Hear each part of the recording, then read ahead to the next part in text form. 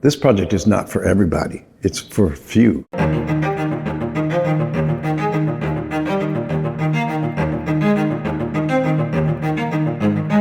What does it mean to make an iconic building now? What does that even mean?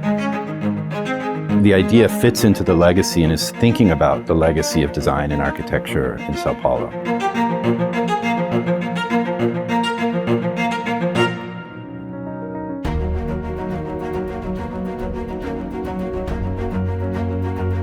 What's really exciting about this project for us is thinking about it and how it fits into history. And this project is really a pinnacle of what we can do through that lens in design, in architecture. And I do think this project is so unique. And again, though, is so tied to our time now, but referencing important history of architecture and design in São Paulo that for sure it will become an icon in São Paulo in the future. I'm Michael Volk with Gensler, lead architect for 280 Art Boulevard. A gente pensou o 280 Art Boulevard desde o início como uma grande escultura, né? Ele tem, acho que como grande argumento de projeto, essa visão escultural de um projeto. Você tem essa visão perimetral de 360 graus. Isso para nós cria uma oportunidade única de criar uma forma escultural e poder explorar isso da melhor maneira possível. Eu sou Michel Rick, da Zin Arquitetura, arquiteto do projeto 280 Art Boulevard, em colaboração com a Gensler. I think the beauty of good architecture should be that it feels effortless. So we really hope that you don't see the complexity, that it feels effortless, that it feels integrated in the neighborhood, and that it wants to feel like on year 1 and year 20 and 30 that it fits very well into that environment. I'm Olivier Sommerhalder with Gensler in Los Angeles, lead designer of 280 Art Boulevard.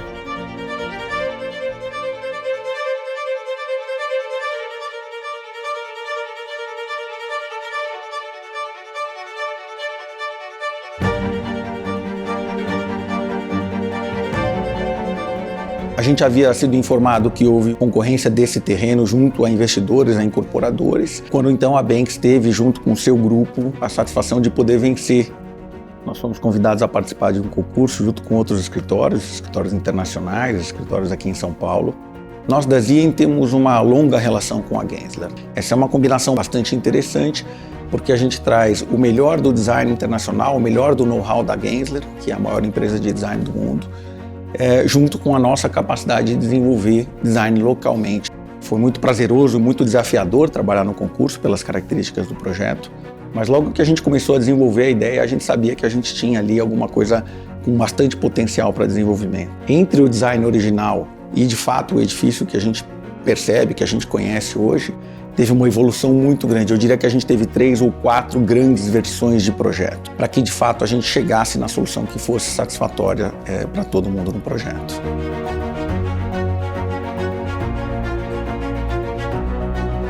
We are an international American firm, designing a project in São Paulo. So we want to be very respectful, of the location. And so it's always for us, kind of a fine line to strike. We're working abroad, in having it be, a distinctly local project, but still have an international flair to the architecture. The form of the building and the language of the building, as I think is really a result of us trying to search for a language that suits contemporary times in São Paulo. We wanted to have a shape that feels it comes out of the diagram, essentially of the shape of the site, which is very unique, and wanted to accentuate that. A versão que a gente desenvolveu, dentre todo esse processo de experimentação, a gente chamou carinhosamente de loop, justamente porque ele tem essa arcada, né, justamente entre a base do projeto e o topo da torre. E foi quando a gente desenvolveu os grandes atributos dessa escultura, né? Ou seja, ele tem na extremidade um grande embasamento, né, que começa a desenvolver verticalmente para cima, onde a gente tem uma inclinação negativa, fazendo com que os apartamentos de cima sejam maiores do que os apartamentos da base. Surrounding the building, you have, with a singular move, you have this large cloth, so this brise-soleil, which is surrounding it. It shields essentially from the sun. You know, it creates this microclimate on the terraces, but also really helps for privacy for the residents inside or also on the balconies of the residents. And it really has a performance aspect also, you know, to be able to temper the climate that you have in your building, and creates also the signature move or elements that makes the building then very recognizable. So the inner skin, the glass skin, is the transparency layer. It's also the environmental layer that holds most of the energy. It also is that layer that's operable that allows us to let in ventilation. That's in a way the most simplistic layer. The second skin, which is a series of thin aluminum louvers, screen the inner volume for the residents and gives them control over how much privacy they want. As you enter the building, you're actually entering from the garden side, right, from the north side of the building. So you're immediately coming from green into a quiet space, a really serene space. And then as you move up, and the building, it reveals itself, you see that you've remained within this green space. Every time the lift opens, it's opening to this great view over the tree canopies, and you're surrounded by terraces of green. So that idea of kind of living in your villa in the sky is what everyone experiences from the minute they enter to a serene and quiet space filled with nature. Você tem uma sensação de casa com quintal, com verde, com muitas vegetações, com frutíferas, tudo aquilo que remete a uma casa de campo, só que ao mesmo tempo dentro da cidade, dentro do cenário urbano. Isso para mim é muito luxuoso. Eu sou Alex Hanazaki, responsável pelo paisagismo do 280 Art Boulevard. Quando esse projeto chegou até mim, eu claramente já percebi que ele tinha umas linhas arquitetônicas extremamente arrojadas, da qual o paisagismo teria um papel muito importante para essa arquitetura. A gente utilizou bastante ali das vegetações nativas brasileiras. Então, muito jacarandá, muito ipê, porque eles vão trazendo florações diferentes, empregando cenários diferentes ao decorrer do ano. Então é uma arquitetura que vai ter movimento, uma arquitetura que vai ter cenários diferentes. É como se fosse uma pintura que fosse mudando e com isso definindo as estações do ano. Então eu acho que realmente esse projeto é inovador. Acho que o grande destaque para esta piscina é a própria ousadia nos seus acabamentos, na sua estampa, onde a gente queria também trazer um traçado inovador, um traçado diferente, que compunha com o cenário, com o seu horizonte e com as linhas do próprio edifício.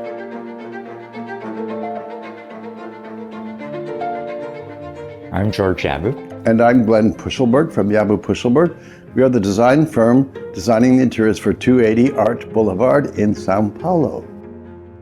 I think that the exciting thing for us is interpreting the Brazilian mood from a foreigner's standpoint. That was, I think, our personal mission for the project, not trying to copy or replicate what had been done before in Brazilian design and architecture, but what is the new voice that still feels it belongs in the Jardim area of São Paulo? Our participation in this straddling the exterior and the interior, we wanted to make sure that we were aware of the presence of art and the influence of art locally. And so that was important for us to insert large, bold pieces of furniture that, to me, is parallel to what those forms are in a smaller scale, as you say, Mr. Niemeyer's beautiful structures. So I wanted our part to be a seamless part of this whole, rather than us interfering and intervening into the project. And I think that, Brazilians, as we know them, are very proud people, and to do something that felt is the essence of Brazil, but of us was of the highest quality and sense of luxury in a modern way, was really what we were trying to capture, because I do think there are many Brazilians, especially these new generations of wealth, that want to feel they belong in Brazil, not in a transplanted place from Europe as an idea. So we think that this will become a very special project because of that. It feels natural to the place. And we wanted to create an environment that manifests living in a natural Brazilian, joyous way. In this project, you never feel isolated. Every day, that pathway feels different. Depends on where you look, how you feel looking down. And that's the beauty of that. Going in reverse direction looks really different again. We think about what are the new materials today that present a new luxury for a younger, more spirited customer that we believe this project is looking for. This is not a project of hundreds of homes. This is a project of a few homes for very special people. And we needed to find the materials that represented the new sense of luxury and that felt natural to Brazil. How we connect further to the outside, I think we use natural materials. Obvious from nature, you bring them inside and there's a direct connection. The beauty is the same furniture style and material can work on both sides of an invisible divide between nature outside and what we created inside the built environment. When I first went to the site, I thought, wow, this is a challenge. It wasn't linear, it wasn't rectilinear, it wasn't square. It wasn't even a triangle. But if it's easy, then it wouldn't be unique.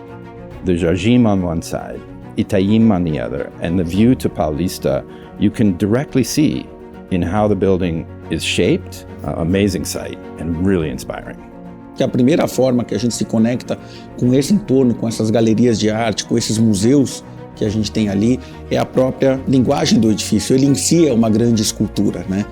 E isso faz com que a gente consiga se conectar com esse universo de arte, de escultura, enfim, de paisagismo que a gente tem muito rico ali no entorno do edifício.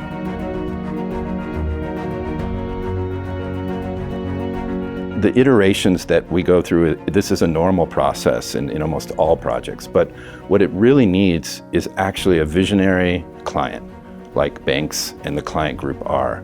They have really high aspirations and expectations, and we're very supportive for the design team too to continue to come back with ideas. So in this case, that kind of triangle between Gensler, Zien, and Benx, I think got us to where we needed to be at this pinnacle that this project represents. When I first met the client, Benx, I thought, oh, this is going to be, I had that feeling immediately, this is going to be a really good relationship because they want the same things that we want.